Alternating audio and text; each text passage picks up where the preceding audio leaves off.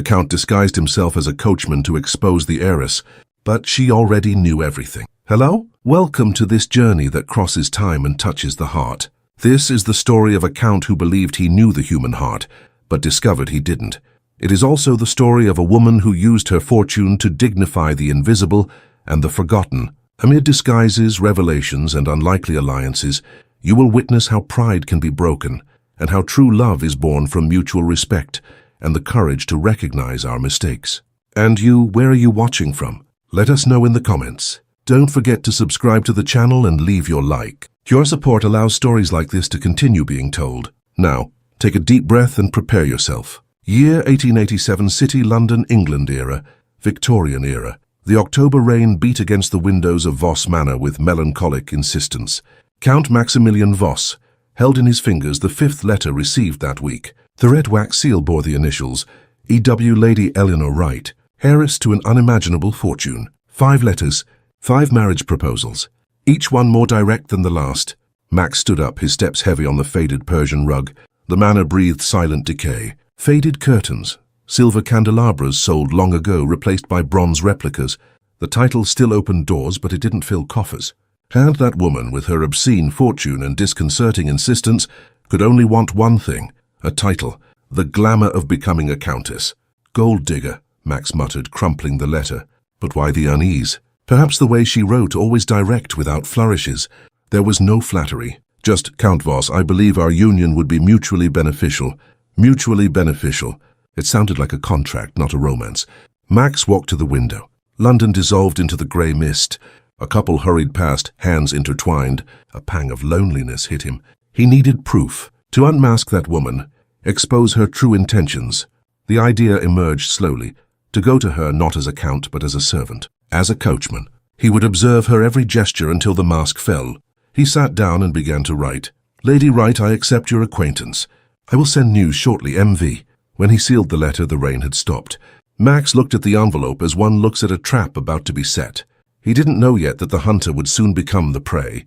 The dawn arrived cold over Voss Manor. Max woke early, a different tension in the air. Today the charade would begin. He found his butler, Mr. Hawkins, who widened his eyes.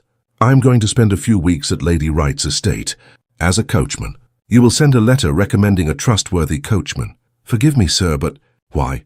Max observed the dew-covered garden. Because I need to know the truth. To see who she is when there is no social mask.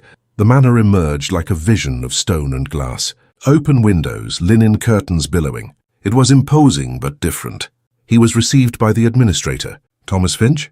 Yes, sir. Follow me. Lady Eleanor expects experienced coachmen. The stables were large, clean. No animal showed signs of mistreatment. A young lad was brushing a horse gently, and then he saw her. But her eyes. Deep amber eyes that observed him with unsettling intensity. So you are Thomas Finch, she said, her voice soft but firm. Count Voss recommended you personally. That is rare. Max lowered his head, feigning respect. I am grateful for the opportunity, milady. She studied him for another moment. Max had the feeling those eyes saw more than they should.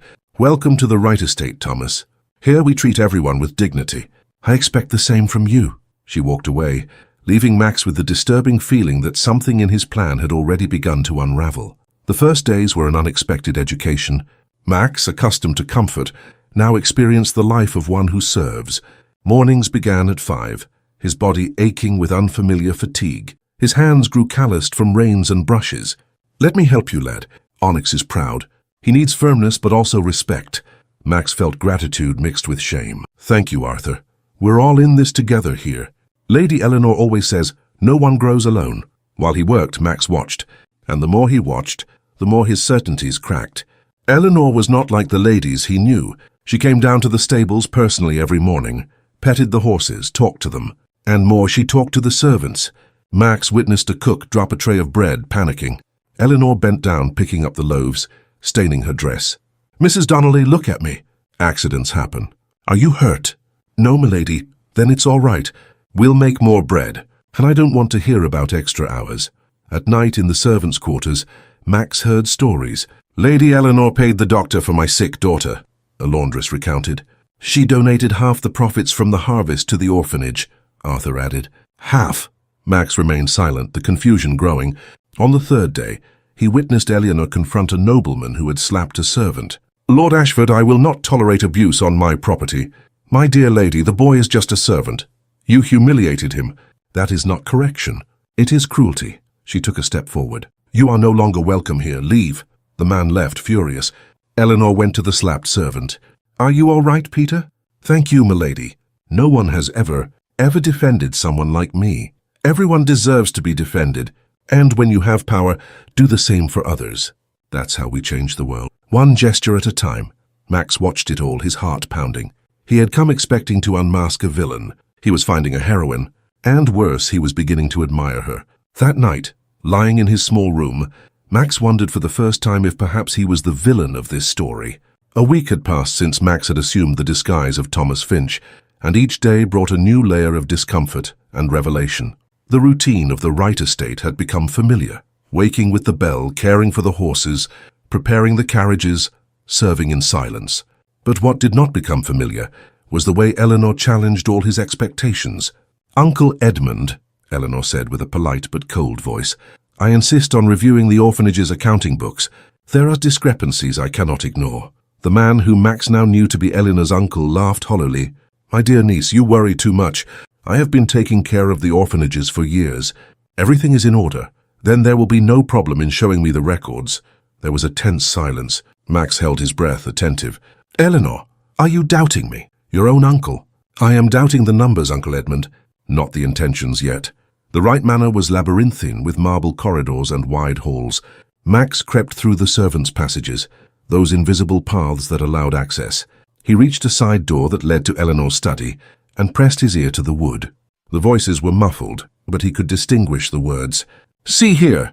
Eleanor pointed to something on the papers, her voice controlled but firm. "The donations I sent to St. Margaret's in the amount of £5,000 appear here as 3,000. Where are the other 2,000? Administrative costs, my dear. Transport costs, fees, £2,000 in fees. Uncle Edmund, do not take me for a fool." Eleanor's tone had changed. It was no longer polite. It was dangerous. "Are you accusing me of theft?" "I am accusing someone of theft, and I need you to help me find out who. Unless, of course, you have something to hide." A long, heavy silence followed. Max could almost feel the tension through the door. "Very well," said Uncle Edmund finally, his voice laced with restrained venom. "We will investigate. But you are making a mistake by distrusting family, Eleanor. Family does not steal from orphans, Uncle Edmund. Whoever does so does not deserve the title of family." Eleanor came out last, alone. And it was then that something extraordinary happened. She looked directly where Max was hidden. "You can come out, Thomas. Or should I say, Count Voss?" The world seemed to stop. Max felt the blood freeze in his veins. For a moment he thought he had misheard. But then Eleanor smiled, a small, tired smile, and repeated, "Your disguise was terrible, to be honest." Max stepped out from behind the statue, his mind in turmoil. How? When? How long had she known? Eleanor approached, her steps echoing in the empty corridor. The morning light coming through the high windows enveloped her in a golden halo, but her amber eyes remained serious. She took one of Max's hands, turning it palm up. The palms were still relatively soft, despite the days of work. They were not the hands of someone who had worked their entire life. Max felt humiliation burn in his chest like embers. He had thought himself so clever, so astute. And all this time she had known. She had watched him perform his pathetic little play. "Why didn't you say anything?" he managed to ask, his voice hoarse. Eleanor walked to a window, looking out at the gardens below. The late rose bushes still bloomed in shades of pink and red. "Because I needed you to see. You wouldn't have believed me if I just told you who I am. You needed to witness it. You needed to understand not everyone is like that. And the marriage proposals? Were they real?" Eleanor turned, and for the first time, Max saw vulnerability in her eyes. "They were strategic, Count Voss. I need an ally. Someone with power, with influence, but also with integrity. When I researched you, I found a bitter man. Yes, suspicious, yes, but not corrupt. I never heard stories of cruelty from you. I never knew of you abusing your position, only wasting it." The word hit Max like a punch. "Wasting?" "Yes, you have a title, you have education, you have access to circles of power. And what do? You hide in your decaying manner, stewing in resentment, distrusting everyone. It's a waste of potential." Max felt anger rise in his chest, but it was a confused anger mixed with something that felt like shame. "And what did you expect?" Eleanor took a step forward, and her voice gained an intensity that made Max inwardly recoil. Each word was an accusation, but also a challenge. "Why are you telling me all this now?" Max asked, his voice low. Eleanor sighed, and suddenly she seemed tired. "I don't know for how long, but I know it's serious, and I know that alone I will have difficulty proving it. He has powerful friends, political connections.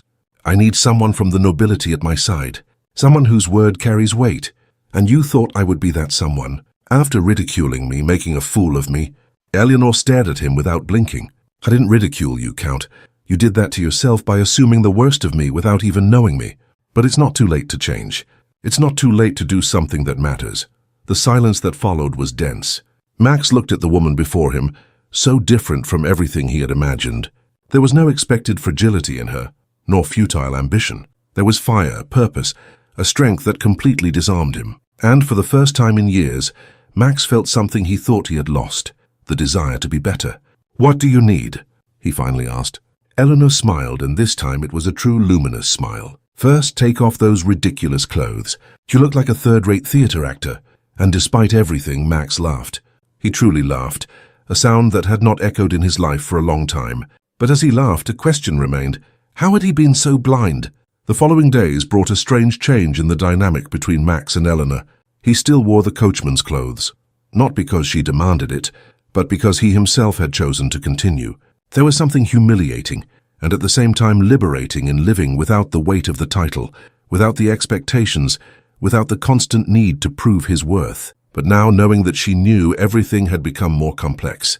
The name sounded different in her voice, less formal, more human. "You like gardening," Max observed, not as a question but as a statement. Eleanor didn't look up, concentrated on her work. Max approached, observing her hands, small but firm, stained with soil. "Who did you learn this from?" She finally looked at him, her amber eyes reflecting the golden light that streamed through the glass. "You are a plant that no one has watered for a long time, Max. You became dry, bitter, but not dead." The analogy hit him deeper than any direct criticism could have. Max moved away, walking between the rows of pots, his hands in his pockets. "You have a peculiar way of insulting people," he said, trying to sound light, but his voice came out tense. "It's not an insult, it's an observation." Max watched her, surprised by the revelation. "I started taking care of her gardens. At first, because it was the only way to feel close to her. But then I realized something. Taking care of the plants taught me to take care of myself, not to give up, to have patience with my own growth. And your father, how did he die?" There was pain in her voice, but also a serene acceptance. "The orphanages," Max murmured. "Yes, my mother always wanted to do more for them, but my father forbade her. He said it was wasting money on nobody's children. When he died, I made a promise to her. I would use that money to do exactly what he hated." Max felt something tighten in his chest. There was a tragic beauty in that story, a strength born from pain. "And your uncle? How did he get involved in this?" Eleanor's face hardened. "When did you start to suspect?" 6 months ago. One of the directors of an orphanage came to me, desperate. She said the children were starving, but I had sent enough funds to feed them for a year. That's when I started to investigate." She sat on a wooden bench among the plants, and Max sat beside her. The scent of flowers enveloped them like an embrace. "I discovered it wasn't just one orphanage. It was all of them. He was systematically embezzling, enriching himself while children slept hungry." The anger in her voice was palpable, but controlled. Max recognized in her something he himself felt, the frustration of seeing power used to destroy instead of build. Why not confront him directly? Why this whole strategy? Eleanor faced him, and there was cold calculation in those eyes. "Because he's smart. He covered his tracks, falsified documents, bribed witnesses. If I accused him publicly without irrefutable proof, he would sue me for defamation. He would destroy my reputation and consequently my ability to help those in need. So you need solid proof." "Exactly. And for that I need someone on the inside, someone he doesn't suspect, someone who can access the places I can't." Max understood then. He understood everything. "You didn't want me as a husband. You wanted me as a spy?" Eleanor didn't deny it. "I wanted someone with the integrity to do what's right, but with the cunning to do what's necessary. I researched you, Max. I know your family lost its fortune for refusing to participate in corrupt schemes. I know you refused bribes from other nobles. You are bitter and suspicious, but you are not dishonest." It was the strangest compliment Max had ever received. "And what if I had been dishonest? What if I had failed your test?" Eleanor smiled, a sad smile. Then I would have looked for someone else, and you would have remained in your decaying manner, wasting your life on resentment. You are the most manipulative person I have ever met, he said finally. Eleanor laughed, a crystalline sound. And you are the most stubborn man. We match perfectly. Max stood up, extending his hand to her. Then let's do this right. Let's destroy your uncle. Let's recover every penny he stole from those children. And then we'll see. Eleanor took his hand, and when their fingers touched, Max felt something electric, a connection that went beyond the strategic. Then we'll see, she repeated, her eyes shining with something he couldn't name. Even if he was an imperfect hero. The night fell over the Wright estate, with a speed that seemed to reflect the urgency of the situation. Max and Eleanor locked themselves in her private study, a small but elegant room, with walls lined with books and a fire crackling in the hearth. On the solid oak desk, piles of documents were spread out like evidence of a crime not yet proven. Max leaned over the papers, his eyes trained on numbers from managing his own estate. The discrepancy was glaring. How much is he taking, do you estimate? Eleanor's voice trembled slightly, and Max realized the emotional weight she carried. It wasn't just about money. It was about lives. How does he manage to alter the documents without getting caught?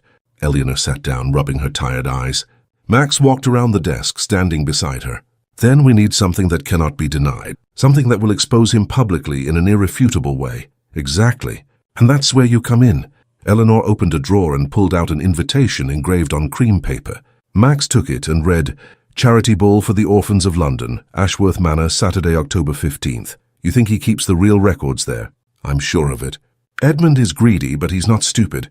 He keeps 2 sets of accounting books, a fake one for me and a real one for himself. The real one must be somewhere in Ashworth Manor. Max absorbed the information, his mind already working on possibilities. You want me to go to the ball? As a count, not a coachman. Yes, you will have access to the social areas. You can talk to him, distract him if necessary. Meanwhile, she hesitated. You will break into his study. Eleanor nodded. It's risky, Max said. It's necessary. He studied her for a long moment. There was determination in those amber eyes, but also fear. She was scared, but she wouldn't back down. Do you trust me? Max asked, the question weighing more than it seemed.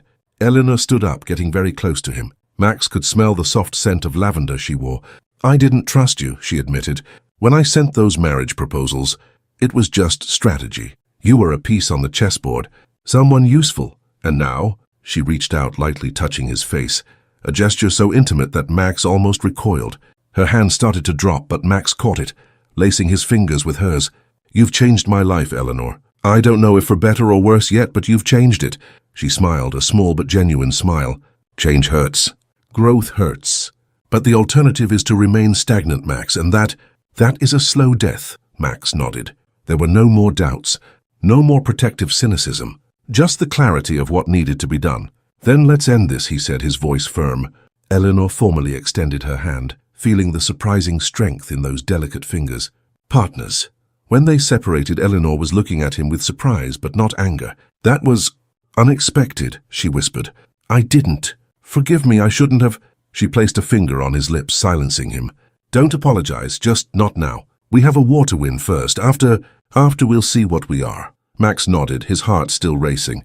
He was falling in love with her, and that was simultaneously the most terrifying and most wonderful thing that had happened to him in years. The carriage that took Max back to Voss Manor swayed gently over the cobblestone path, but his mind was in turmoil. 4 days. He had only 4 days to prepare, to go back to being Count Maximilian Voss publicly, to present himself at the ball as if nothing extraordinary had happened in the past weeks. Hawkins received him at the door, relief evident on his wrinkled face. My lord, thank heavens. I was worried. Max stepped down from the carriage, still wearing the simple coachman's clothes. I'm fine, Hawkins. Better than I've been in years, actually. The butler studied him with discerning eyes. Something has changed, sir. I can see it in your eyes. Max smiled, a tired but real smile. Everything has changed, Hawkins, everything. Sir, this is not appropriate, the butler protested when he saw Max carrying a pile of dusty books. Let the servants do that. We don't have enough servants, Hawkins.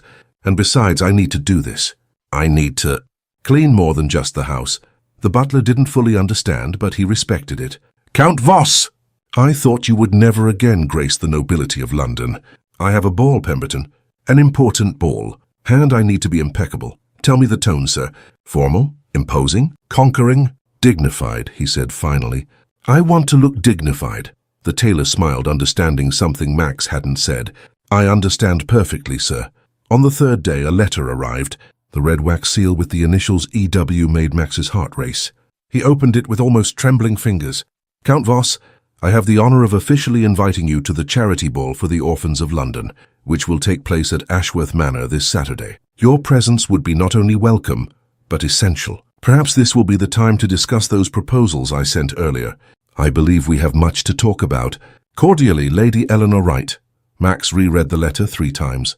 The words were formal, polished, but he could read between the lines. Your presence would be essential. Not just desired, essential, but if they did nothing, children would continue to suffer. The night before the ball, Max couldn't sleep. He walked the corridors of his manor, now clean but still haunted by memories. He stopped before the portrait of his parents, hanging in the entrance hall. His father, stern and distant, his mother, beautiful and sad. When he descended the stairs, Hawkins was waiting at the entrance. The old butler had tears in his eyes. Sir, you look magnificent. Max smiled, adjusting his cuffs. It's just clothes, Hawkins. No, sir, it's much more than that.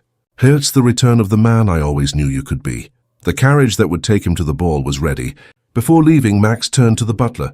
If something goes wrong today, Hawkins, if I don't return or if problems arise, know that I have no regrets. For the first time in years, I am doing something that matters. Hawkins nodded, his voice thick with emotion. I know, sir, and I am proud. The journey to Ashworth Manor took just over an hour. As he approached, Max could see other carriages converging on the same destination, a procession of nobility and wealth. Lanterns lit the path and music could already be heard in the distance. When his carriage stopped at the main entrance, a footman opened the door. Max stepped down, adjusting his tailcoat, and took a deep breath. And somewhere inside was the man who stole from children. Max climbed the marble steps. His name was announced at the entrance, and then he crossed the threshold. Max scanned the ballroom, searching. And then he saw her. And when her eyes met Max's, the entire world seemed to disappear. She smiled. A small smile, almost imperceptible to any casual observer. But to Max it was like the sun rising. And when he finally reached Eleanor, when he stood before her and gave a formal bow, the ball seemed to stop for a moment. Lady Wright, he said, his voice firm but laden with meaning. It is an honor to be here. Count Voss, she replied, giving a graceful curtsy. The honor is all mine. It's been a long time. They looked at each other, and the entire ballroom was witness to something neither of them needed to say aloud. The battle was about to begin. The ballroom was buzzing with life and intrigue, but Max had only one mission in mind.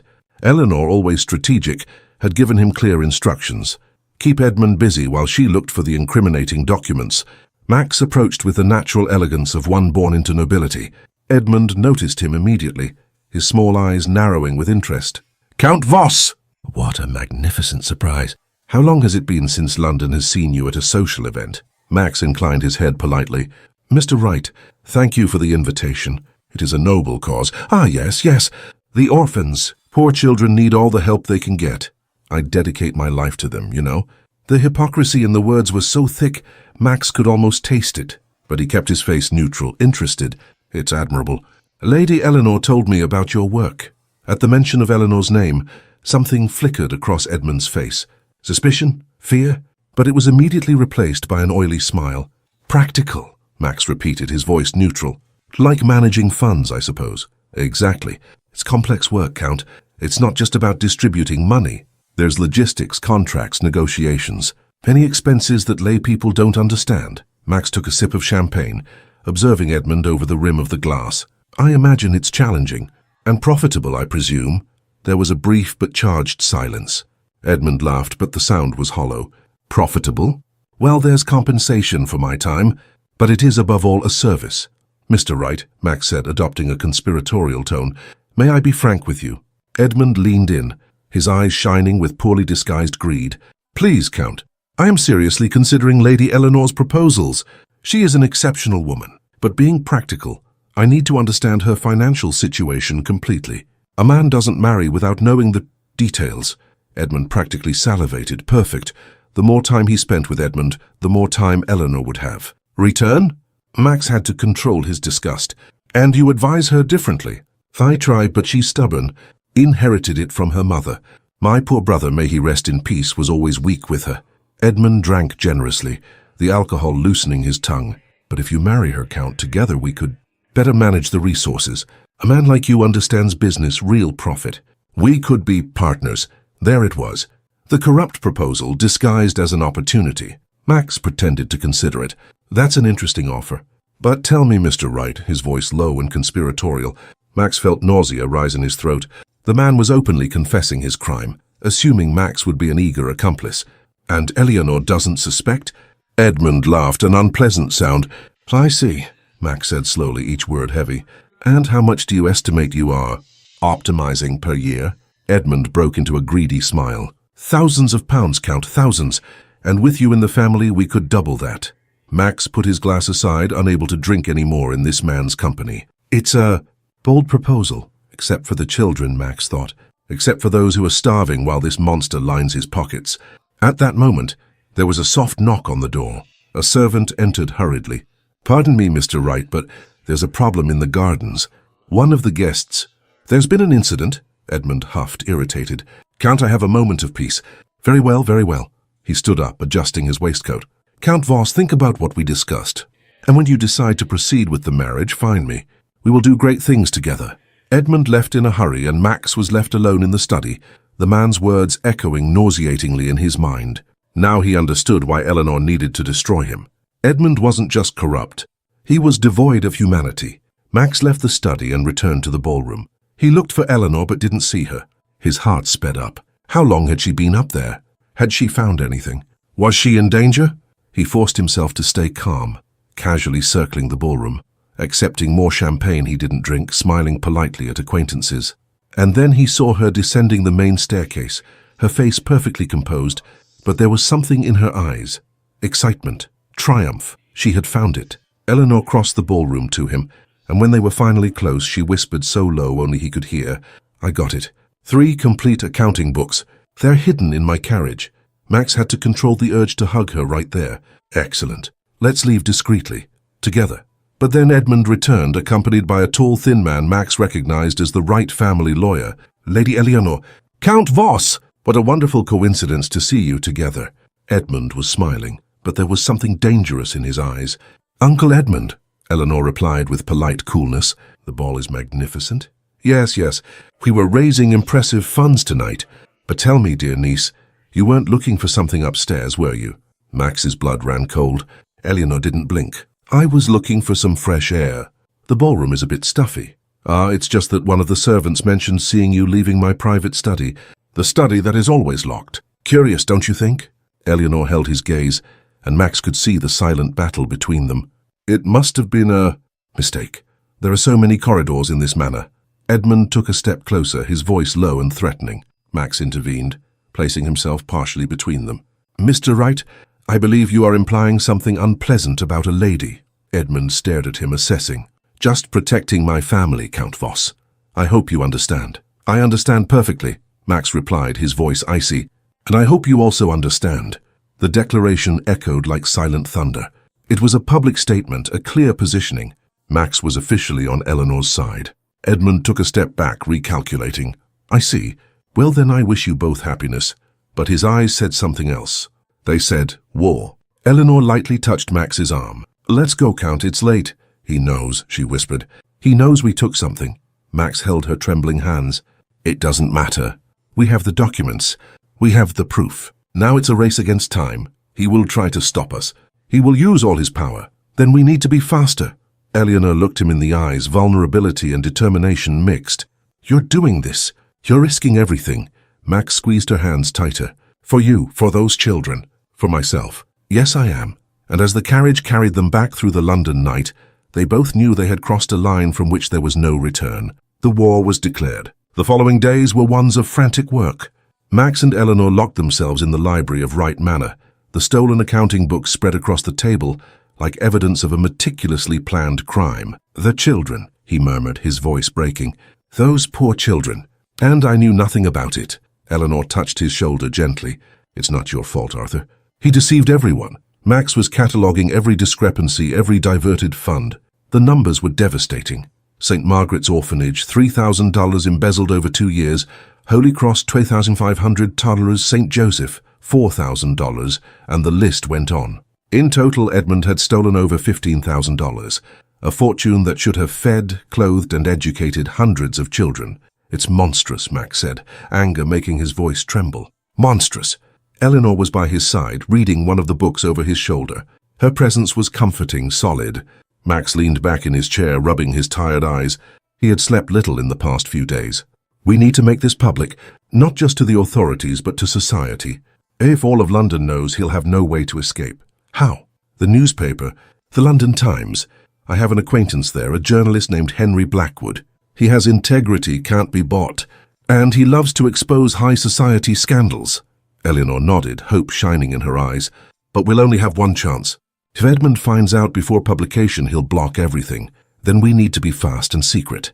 When they finally finished, the dawn was already breaking. Eleanor was exhausted, leaning on the table, her eyes closed. "Rest," Max said softly. "I'll continue." "No," she murmured. "We do this together." Max approached, brushing a strand of hair that had fallen across her face. "You're incredible, you know that?" Eleanor opened her eyes, looking at him with an intensity that made him stop breathing. "You've changed," she said simply. "You're no longer the bitter man who disguised himself as a coachman. You changed me." "No, you changed yourself. I just held up a mirror," Eleanor responded, her arms linking around his neck, her body fitting against his as if they had always belonged together. When they parted, they were both breathless. "This complicates things," she whispered, but there was a smile on her lips. "Or simplifies them," Max replied. "Voss," Henry greeted, shaking his hand firmly. "Your letter was intriguing." Max placed the folder of documents on the table. "Henry, I have a story that will shake London, but I need your word that you will publish it, no matter who tries to stop you." Henry opened the folder, starting to read. As he turned the pages, his face grew more and more serious. "My God," he murmured, This is huge. Edmund Wright, the philanthropist?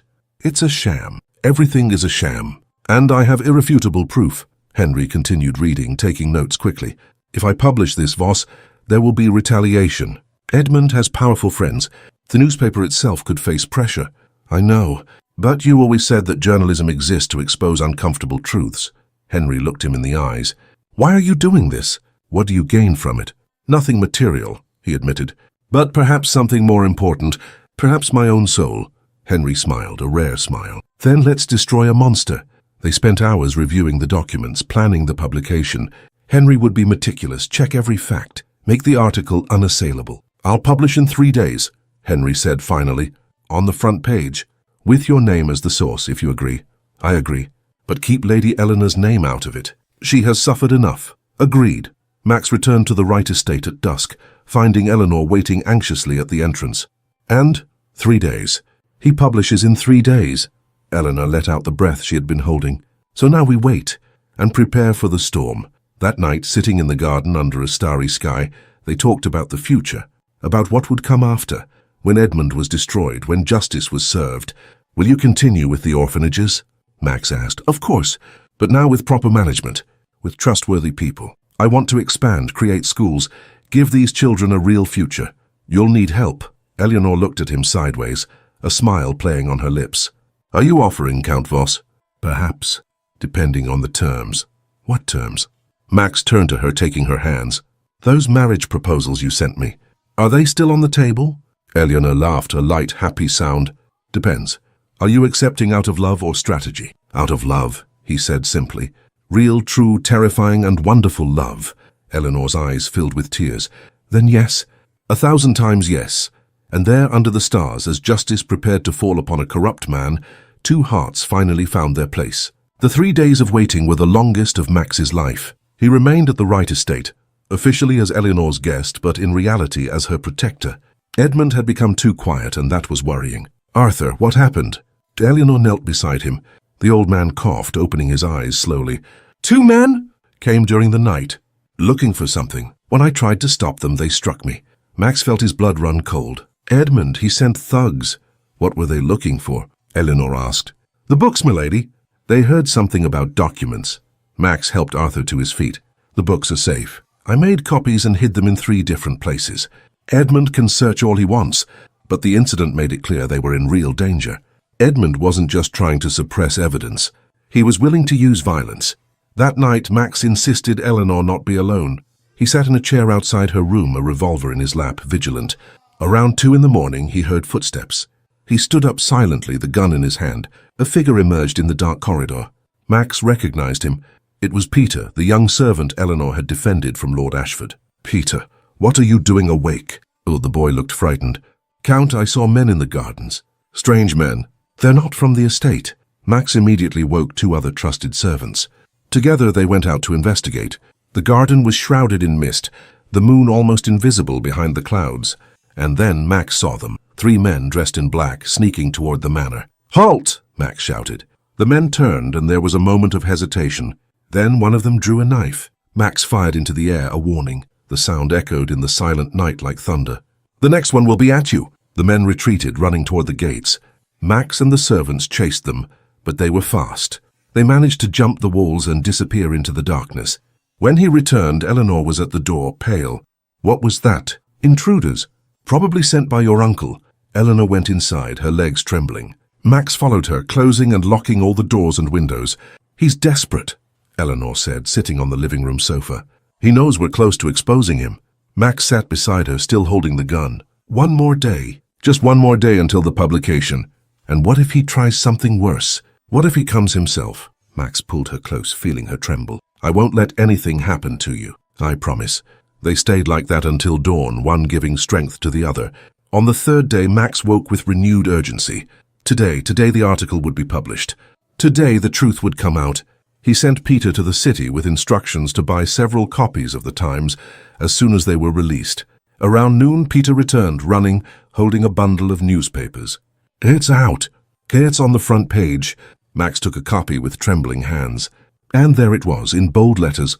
"Corrupt philanthropist Edmund Wright accused of embezzling thousands of pounds meant for orphans." Eleanor read over his shoulder, tears streaming down her face. "We did it," she whispered. "We did it." But Max knew the real war was just beginning. And he was right. Less than an hour later, an elegant carriage stopped in front of Wright Manor. From it stepped Edmund, accompanied by lawyers and 2 police officers. Max and Eleanor received them at the entrance.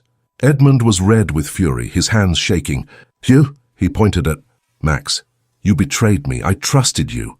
"You trusted me to be your accomplice," Max replied coldly. "You chose wrong. This won't stand. I'll sue you for defamation. I'll destroy you and my ungrateful niece." One of the police officers stepped forward. "Mr. Wright, we need you to accompany us for investigation." Edmund recoiled. "Investigation? I'm the victim here. This man fabricated evidence against me." "Then you'll have no problem showing your real accounting books," Eleanor said calmly. Edmund stared at her with pure hatred.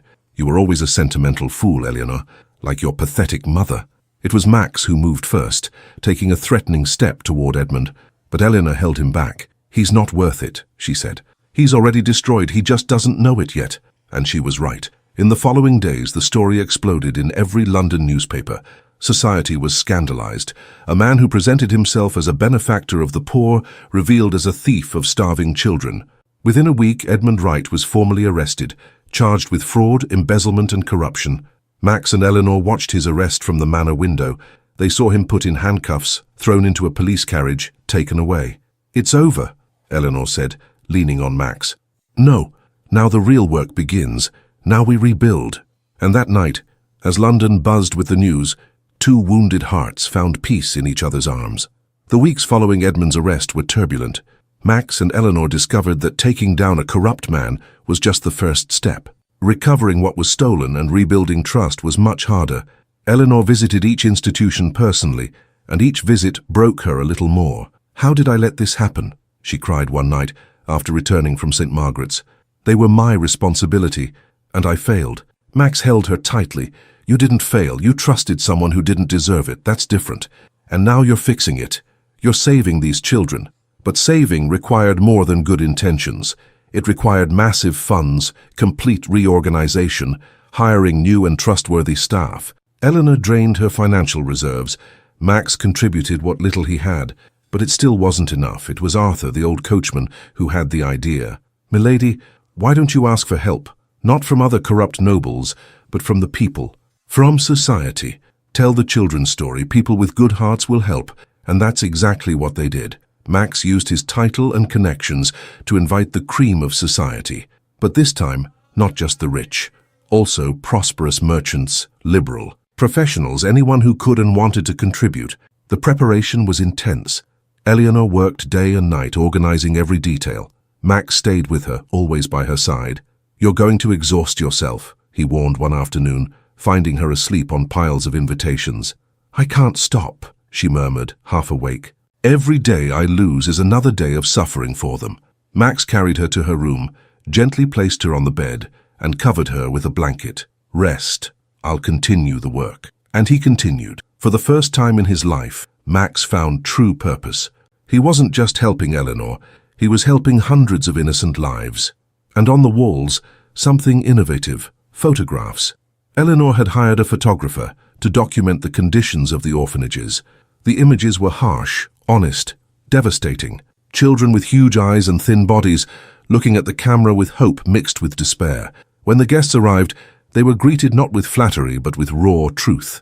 Max gave the opening speech, his voice echoing through the silent hall. "Ladies and gentlemen, you are not here tonight to enjoy yourselves. You are here to be confronted with the truth of what happens when we close our eyes to suffering, confronted with our collective responsibility." He pointed to the photographs. There was absolute silence.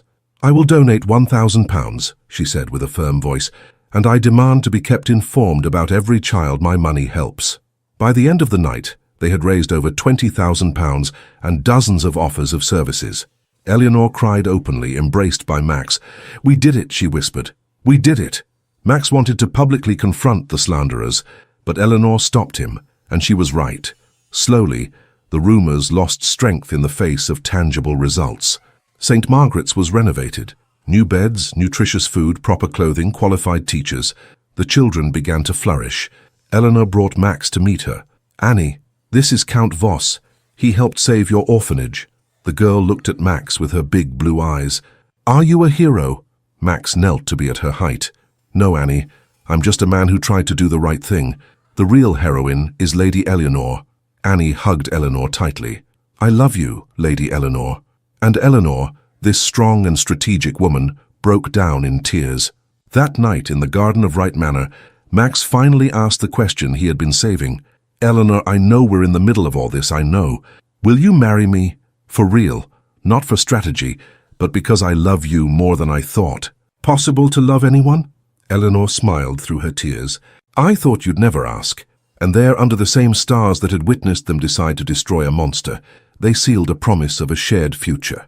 Winter came to London with unusual force. Snow covered the streets, and the cold cut like a razor. But in Wright Manor there was warmth, not just from the stoves and fireplaces, but from the work that gave meaning to everything. Max had officially moved to the estate, leaving his decaying manor behind. He had put it up for sale, deciding to use the money to expand the work in the orphanages. "I don't need a big empty house," he explained to Eleanor. "I need a home, and my home is where you are." But the peace they were building was about to be tested one last time. Edmund Wright, even imprisoned, had residual power. His lawyers had managed to postpone the trial, alleging procedural irregularities. And during that time, Edmund worked behind the scenes, plotting revenge. It was Peter, the young servant, who brought the warning. "Count, I heard rumors in town. They say Mr. Edmund has a plan. Something big." "Edmund is desperate," Max said. "Desperate men are dangerous." "What can he do from prison?" asked Dr. Matthews. Henry Blackwood, the journalist, leafed through his notes. "I found out he has a partner, someone who was involved in the embezzlement but wasn't caught. Someone with enough power to cause real problems." "Who?" Eleanor asked, her voice tense. Henry hesitated. "Lord Chancellor Ashworth, the chief judge of the court where Edmund will be tried." The silence was absolute. Lord Ashworth, one of the most powerful men in the English judicial system. If he was involved, he could manipulate the trial, acquit Edmund, and still sue Max and Eleanor for defamation. "We need proof," Max said immediately. "Proof that Ashworth is involved?" Lady Pemberton shook her head. "Impossible. He's untouchable." "No one is untouchable," Eleanor retorted, and there was steel in her voice. "If he's corrupt, he left tracks. We just need to find them." Henry leaned forward. "There's a problem. Edmund's trial has been set for 3 days from now. If we can't get proof against Ashworth before then, he will acquit Edmund, and everything we've achieved will be destroyed." 3 days. It was an impossible deadline. But Max hadn't come this far to give up now. Then we have 3 days to do the impossible. I'm going to visit him, she announced. Visit who? Ashworth? Max stood up immediately. No, it's too dangerous. That's exactly why I need to go. He doesn't see me as a threat. I'm just a spoiled young woman playing at philanthropy. I can use that. Max wanted to argue, but he saw the determination in her eyes. It was the same determination that made her face her uncle, the same strength. Not alone, he said finally. I'll go with you. That would draw too much attention, but she thought for a moment. Arthur can be my chaperone. An elderly coachman won't arouse suspicion. It was decided. The next day, Eleanor, accompanied by Arthur, would visit Ashworth Manor under the pretext of requesting the Lord's support for her orphanages. Max stayed up all night, worried, and it wasn't just tactical concern, it was real visceral fear of losing Eleanor. Early in the morning before she left, he held her tightly. If there's any sign of danger, anything, you get out of there. Promise. I promise, she said, kissing him softly. And you, what will you do? I'm going to visit old friends, people who owe my family favors. Someone must know something about Ashworth. Eleanor's visit to Ashworth Manor was tense from the start. The Lord received her in his opulent study, a 60-year-old man with a grey moustache and cold eyes. Lady Wright, what a surprise. Eleanor gave an elegant curtsy. Lord Ashworth, thank you for receiving me. I know you are a busy man. I always have time for young people with noble causes. I've heard about your work with orphans. Admirable. There was something in his tone that was off, a poorly disguised condescension. Eleanor sat, maintaining the perfect posture she had learned since childhood. I am trying to expand the reach of the orphanages, and I thought that perhaps you, with your influence, could help. Ashworth leaned back in his leather chair. Help how? Recommendations, connections. Your public support would mean a great deal. The Lord smiled, but it didn't reach his eyes. And in return, the question was direct, raw. Eleanor feigned confusion. In return? My dear, I am no fool. You are engaged to Count Voss, the man who exposed your own uncle. I assume you know about the impending trial. Eleanor kept her face neutral. I do, yes, and I hope justice will be served. There it was. The confirmation that he was on Edmund's side. My uncle stole from starving children, Eleanor said, her voice firm. It's not a mistake. That's a crime. Ashworth stood up, walked to the window. Or perhaps it is you and your fiancé who are distorting facts, seeking attention. Have you considered that? It was a poorly veiled threat. Eleanor also stood up. Lord Ashworth, I came here hoping to find an ally. I see I was mistaken. Blatant bribery. Eleanor stared at him, and for the first time let the mask of naivety fall. And if I refuse? Ashworth shrugged. Then your uncle will be acquitted for lack of evidence. And you and Count Voss will be sued for defamation. You will lose everything. Your orphanages will close. The children will be back on the streets. It was the final trap. Edmund, even from prison, had orchestrated this. Emotional blackmail using the very children Eleanor was trying to save. You are as corrupt as my uncle, Eleanor said, her voice trembling with anger. I am practical, my dear. And you have 48 hours to decide. Eleanor left Ashworth Manor trembling with impotent rage. Arthur supported her to the carriage. Milady, what happened? He's an accomplice, and he has the power to destroy everything. When she returned, she found Max waiting. Seeing her, he knew immediately something was wrong. He threatened you? Eleanor told him everything. Max grew paler and paler. We'll refuse, of course, he said finally. We will not negotiate with corrupt men. But the children, Max, if we lose, the orphanages close. They have nowhere else to go. Then we'll find another way. In 48 hours. It was the question neither of them could answer. But at night, when all seemed lost, Henry Blackwood appeared at the door, breathless, holding an envelope. I got it, he said, smiling like a madman. I got the proof. The dawn of the trial day arrived covered in heavy clouds. The envelope Henry had brought the night before open on the table beside his bed. Henry had gotten it through a disgruntled clerk who worked at the court, a man with a heavy conscience. We're going to destroy him, Max said as Eleanor entered the study, already dressed for court. She wore an austere navy blue dress, her hair severely pinned up, no jewelry except for a simple brooch. She wanted to look serious, trustworthy, untouchable. We're not just going to destroy him, she replied, her voice firm. We're going to ensure he can never hurt anyone again. The courtroom was packed. The case had become a sensation in London. Not only high society attended, but also common people, journalists, and surprisingly, several of the older children from the orphanages who insisted on being present. Edmund was brought in handcuffed, but still trying to maintain an arrogant posture. When he saw Max and Eleanor, his eyes narrowed with hatred. Lord Ashworth entered in his judge's robes, imposing, confident.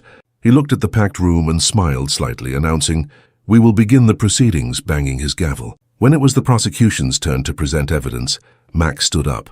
"Your Honor, if I may," Ashworth frowned. "Count Voss, you are not a lawyer. Sit down. I have the right to speak as the primary witness and source of the evidence." Ashworth hesitated but couldn't refuse publicly. "Very well, but be brief." Max walked to the center of the courtroom. All eyes were on him. "Ladies and gentlemen, I came here today not only to ensure the conviction of Edmund Wright, but to expose a much greater corruption." Murmurs erupted in the room. Ashworth banged his gavel violently. "Count Voss, stick to the case." "I'm sticking to the case, Your Honor.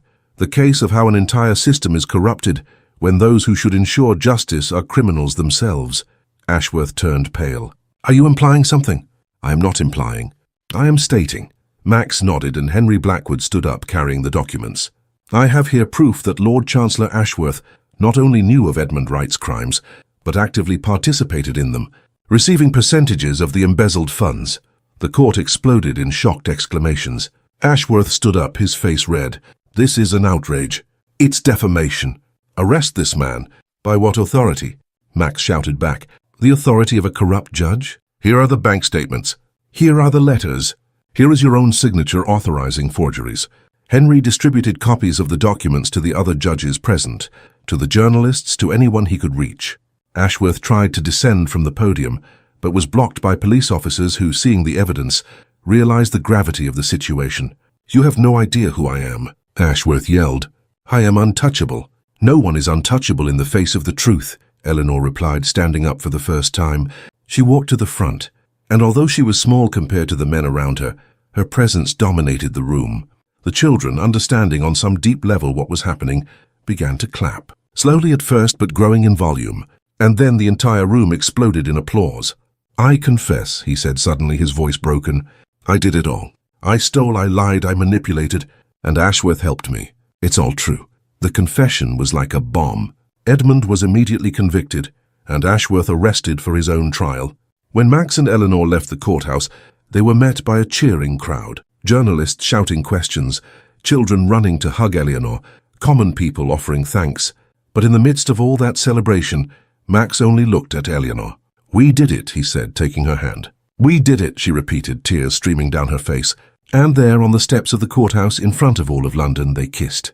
Not a kiss of unbridled passion, but of deep relief, of shared victory, of love that was forged in the fire of battle. Justice had been served. And more than that, two wounded hearts had found healing in each other. Spring arrived in London like a fulfilled promise. The gardens of Wright Manor exploded in colour. Red roses, yellow tulips, purple hyacinths. It was as if the earth itself celebrated the victory of justice over corruption.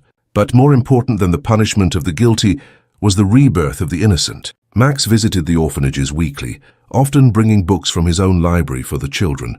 He had discovered an unexpected passion for teaching, spending hours reading to the little ones, answering their endless questions, encouraging dreams that once seemed impossible. At the Wright estate, changes also occurred. Voss Manor had been sold, and the money used to create a permanent fund for the orphanages. Max now lived in Eleanor's manor, which was no longer just hers but theirs. Hawkins, the old butler, had moved in with him, finding renewed purpose in helping to organize the charity events that now took place regularly at the estate. "Sir," he said one morning, "I have never seen you so happy." Max smiled, looking out the window at the garden where Eleanor was playing with some children from St. Margaret's who had come for a picnic. "It's because I finally understand what matters, Hawkins.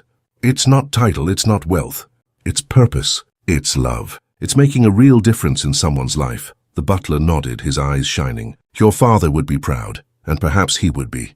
Perhaps in some way, in the mysteries that exist beyond life." Max's parents watched and smiled. That afternoon, Max prepared something special. With the help of Arthur and Peter, he transformed the garden into a fairy tale setting. Lanterns were hung from the trees, rose petals scattered on the lawn, a small table set with the estate's best china. When Eleanor returned, tired but radiant after playing with the children, she found Max waiting, impeccably dressed, a bouquet of white roses in his hands. "What is all this?" She asked, surprised. "A proposal," Max said simply. "But we're already engaged." "We are. But that proposal was made in the midst of chaos, urgency, fear. This one is different." Max knelt. There on the lawn she tended with such love, holding her hands. Tears were already streaming down her face. "You're the strongest, brightest, kindest woman I have ever met. And it would be the greatest honor of my life to spend every remaining day proving I am worthy of you." He opened a velvet box, revealing a simple but elegant ring, a gold band with a small green emerald, the color of her eyes when the light hit them a certain way. "It's not ostentatious," Max said, "because you were never about ostentation. It's discreet but precious. Like you." Eleanor knelt beside him, her hands trembling. "Yes," she whispered. "1,000 times yes. You don't need to prove anything, Max. You are already everything I ever wanted." They kissed there in the garden that had witnessed so many transformations under the sky. When they parted, they realized they were not alone. Arthur, Hawkins, Peter, and surprisingly, all the children from the picnic had gathered around, clapping and laughing. "Was this planned?" Eleanor asked, laughing through her tears. "Obviously," replied Annie, the 7-year-old girl. "Uncle Count asked for our help." The wedding took place a month later, in a simple but meaningful ceremony. It was not held in a grand cathedral, but in the garden of Wright Manor, under an arch of flowers that the orphanage children themselves helped build. There were not hundreds of aristocratic guests. There were the people who mattered, the loyal servants. When Max and Eleanor exchanged vows, they didn't use the traditional words. They created their own. Eleanor dried her tears before speaking. There was no polite applause. There were tears, hugs, genuine celebration. Max danced with Eleanor, of course, but also with Annie, with Lady Pemberton, even with Mrs. Donnelly, who blushed like a teenager. When night fell and the lanterns were lit, creating a sea of golden light, Max and Eleanor discreetly slipped away, walking to the greenhouse where they had had that crucial conversation months before. The plants had grown exuberantly. The greenhouse was now a jungle of life, colors, and scents. "Remember when you said I was a plant?" Max asked, touching the leaves of a fern. "I remember. You were right. But it wasn't just watering I needed. It was a transplant, taking me out of the toxic soil where I was dying and putting me in fertile ground." Eleanor moved closer, lacing her fingers with his. "And now, how do you feel?" Max looked at her, and there was peace in his eyes. True peace, not the absence of problems, but the acceptance of purpose. "I feel like I finally understand what I'm here for. It's not to accumulate wealth or honors. It's for this. For you, for those children, to make the world a slightly less cruel place." "It's a life's work," Eleanor said. "Then it's a good thing we have a whole life ahead of us." Years later, when they told their story, people would call it a fairy tale. Her Count disguised as a coachman, an heiress who used her fortune to save the forgotten, an epic battle against corruption. But Max and Eleanor knew it wasn't a fairy tale. It was better. It was real. It was imperfect, difficult, sometimes painful, but it was true. And when Annie, already a young woman of 15, one day asked Eleanor what the secret to a life well lived was, she replied, "And Count Voss? Was he always like that?" Eleanor smiled, looking out the window to where Max was teaching a group of boys to ride. "No, he chose to become that way. And that is the most beautiful thing. It doesn't matter who we were. It matters who we choose to be."